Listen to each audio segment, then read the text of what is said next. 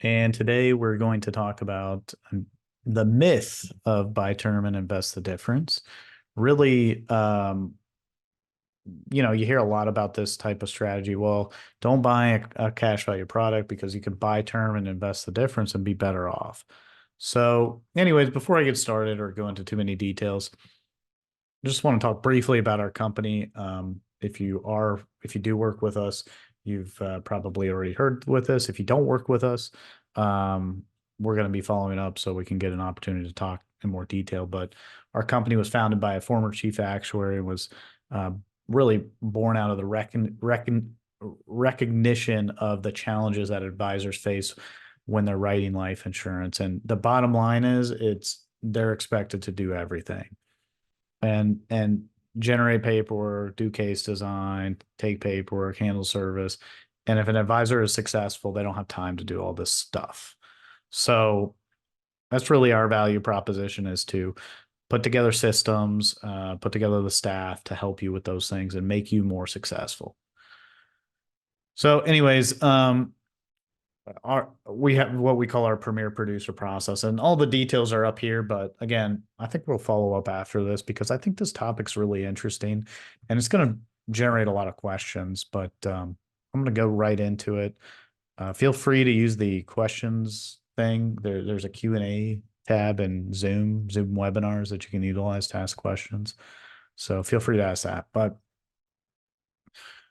we call this presentation buy term, invest the difference, but that's kind of a not the whole story. Really, we're comparing buying term and investing the difference to an IUL. So that's why we say a myth dispelled. But anyways, who are we looking for this type of strategy?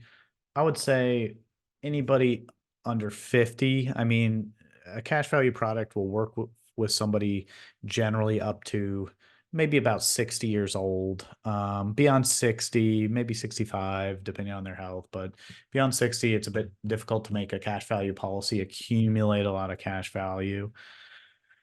But anyways, age range at least under 50 for this specific idea, because we're going to make a comparison with term insurance. You typically think of term and usually it's under it's under 50 that's going to be buying it and so forth.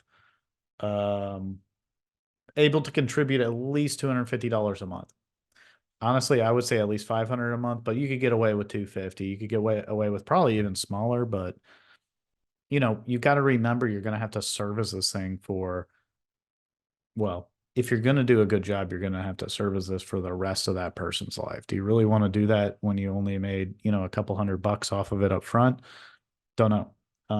That's up to you to decide. I put an income level 100,000 to 500,000. That's a bit arbitrary, but we find that when somebody's making at least 100,000, they have a little bit more discretionary income. They want death benefit protection. They want life insurance. They value having the life insurance protection. And when you're talking about somebody who has a W-2, they're already maybe contributing to a 401k. Maybe they're looking for additional ways to save. In addition to that, maybe they're saving over and above the match in their 401k. And this is what you really need to ask them, how much are you saving in the 401k, and are you doing more than the match? Because if they are, then this is a good alternative to putting more money in the 401k. But anyways, buy term, invest the difference. So what does that mean? I hope everybody on the webinar knows what I mean when I say that, but I will say this is proposed by, people like Dave Ramsey, people, I guess Susie Orman, if she's still around. I haven't heard that name in a while, but Susie Orman, that sort of thing. They propose rather than doing a cash value product, if the premiums for the cash value product are whatever, 10,000 a year, buy term and then invest the difference into a mutual fund, or generally a mutual fund is what Dave Ramsey would say. And actually somebody just put in the Q&A, the problem is, which I go in the disadvantages, But the problem is most people end up just spending the money instead of investing the difference between the IUL and the term premium. But um, that's a good point there, to the person that raised that. So, what are the advantages of buying term and investing the difference? Cost effective, term premiums are lower. You have a little bit more flexibility when it comes to investing, things like that. Higher returns, which may or may not happen, but you have the higher potential of returns than a cash value product. But the disadvantages are, I think, even more extreme, and that was what this commenter just said. If you are buying term and invest in the difference, it's very easy to stop the invest the difference part. It by doing insurance, it's almost like a forced savings type of thing. So that's one of the disadvantages to buying term and investing the difference. Then you have investment risk. If we do some of our life insurance products, you have some protection from downside and things like that. But with regard to the stock market, if you don't choose correctly, you could end up losing and losing quickly. And then emotions come into play and you start making more and more mistakes. And, you don't end up doing as well as you thought or as well as you might think. Limited coverage period. So about a 10-year term, your term's going to run out. By a 20-year term, it's going to run out in 20 years, so forth. And then I think the biggest disadvantage, which has the least amount of text, ironically, the returns on the investment that you're investing in, unless it's in some sort of qualified account, are taxable. So the interest that you're earning, the cap gains when you sell it, the dividends you might be receiving are all taxable. And with a mutual fund, it could be even worse than that because of the churn or the turnover. And I guess not mentioned in here could be investment expenses. If you're talking about a couple $1,000s a year, you're only going to be able to buy mutual funds, and the expenses may be significant. So an IUL is our obvious might be a strong word, but is a proposed solution that we have, an index universal life policy. It's tied to the stock market with a floor of 0. It has some sort of cap generally or potentially uncapped strategy. But the strategy is you take some after-tax income. In our presentation that I'm about to show, it's roughly 13,000. We put 13,000 into the insurance policy. It grows tax deferred. And then later on, or really anytime, but generally later on when they're in retirement and so forth, we're taking money from the policy via the policy loan feature for income, thereby creating non-taxable income and so forth. So that's basically how this works. I mean, if you're familiar with overfunded policies, you'll probably get this. If you aren't familiar with it, feel free to ask any questions while I'm going through this. But the next thing I'm going to do is just simply go over our presentation. So this is one of the things that I think separates us from a lot of the competition that is out there. And that's the fact that we put together custom tailored point of sale material. So if you take a look at the left-hand side of this, I've got that the young male right there, stock photo guy. And then I've got the color schemes that match, quote, your logo, the sample logo there. If you're working with us, we put this type of thing together for you. So you look professional in front of your client, and you're able to give them something that looks really good. But the buy term, invest the difference, a myth dispelled presentation just goes like this. The next sort of pages is, well, what are the benefits of cash value insurance? So first off, the only thing that's going to get you deductions, and I'm looking, let me get a highlighter on here. I'm looking right here. The only thing that's going to get you deductions is the qualified plan. And hopefully everybody can see this all right. Yeah. Okay. The qualified plan gets you deductions. Tax deferred growth of values. That's the insurance, that's annuities, that's the qualified plan. Not subject to contribution limits. That's the insurance, that's the taxable account, so forth. The annuity as well. No 10% penalty if you take it out early. These are all the benefits of cash value insurance. And these are the things that you might go over with your client when you're presenting this type of strategy. So this particular case was, let's see, 35-year-old, I think. Let me just double check. Yeah, 35-year-old. We're getting about $500,000 of insurance. We're assuming a rate of return of roughly um, 6.99.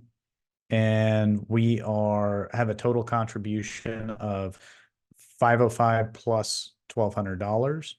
And effectively what we're doing is we're putting that into the IUL, and then we're putting the 12,792 in an investment account that's earning 6.99%. So when you compare those two, the insurance has an income of roughly 98,000, and that's not taxable. Whereas once you account for taxes in the side fund, the income is only 39, or I'm sorry, 49,000. So it's almost half. Well, I guess you could say it's less than half. Now over here on this side, you have, well, what does the side fund have to earn to match the insurance? So the side fund has to earn basically 10% to match the insurance. And, if your client with a straight face says, my investment account can definitely do 10% every year in and out, and overperform the IUL, which is pretty unlikely, but if they can actually say that, I would probably tell them, great, then you should probably do that. This product probably isn't right for you. But most people, if they're being realistic, would agree that that is an unrealistic goal for their investment account. So then if I go to the next page, you'll see the ledgers broken down. So sort of I'm gonna zoom in on this actually, because I think it's a little bit better. So over here on the, oh, crap, sorry. Over here on the left-hand side, you can see the insurance is sort of outlined in gray. And what we're simply showing you is that 13,297 going in for 30 years. Over here on the right-hand side, we have the insurance, or I'm sorry, the buy term, and then invest in the difference. We happen to use a 30-year term here for 500,000. So you can see the term death benefit, and then the side account plus the term death benefit is what that is. And I think what's really interesting is the crossover points. You can see the investment value right here and how much the cash value is growing on this side. So just really an interesting side by side right there. And the main difference is just simply the taxes. The taxes are the difference. That's really it. And so that first page on the left-hand side goes from, uh, you know, down to year 35. And then the next page is like the following page that goes beyond that. So really a pretty straightforward presentation. It's not that complicated. And I think it breaks down the concept very simply, and we lay them out side by side, account for taxes, and, make it a pretty simple presentation. Now, one of the things that you'll find is I could even zero out the cost of the term. Even if I zero out the cost of the term, the insurance is still going to have a much higher level of income. So that's an interesting fact. But anyways, that's really our presentation. This is something that the advisors that we work with have access to and are able to tap into to make themselves more effective when they're presenting this type of concept. Because, I don't know about you, but I've tried to present a full carrier illustration, and without having the comparison pieces to back it up, like, this on the right-hand side up here, it's very hard to make them understand that this is actually probably better for them than the alternative. So Anyways, that's all I have. I'll sit around here for additional questions and be happy to answer those. And otherwise, we're gonna follow up with everybody and set up follow-up appointments to go over any questions or concerns or whatever that you might have.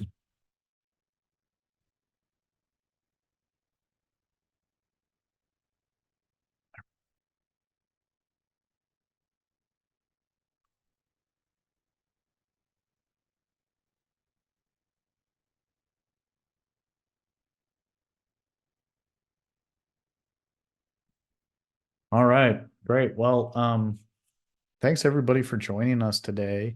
I hope you found this conversation interesting, and I hope you found this useful to your situation.